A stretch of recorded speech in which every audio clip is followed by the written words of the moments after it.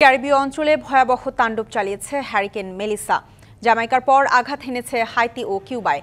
Haiti ও জামাইকায় মেলিসার আঘাত হানার পর অন্তত ২৬ জনের মৃত্যু হয়েছে। স্থানীয় সময় বুধবার হাইতির দক্ষিণ উপকূলীয় শহরে একটি নদীর পানি উপচে পড়লে ২৫ জনের মৃত্যু হয়।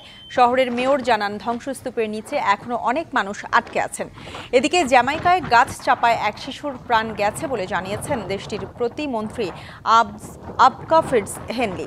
তবে জামাইকার সরকারি দপ্তর বলছে, আরও কেউ মারা গেছেন কিনা তা আনুষ্ঠানিকভাবে জানানোর মতো তথ্য তাদের কাছে নেই।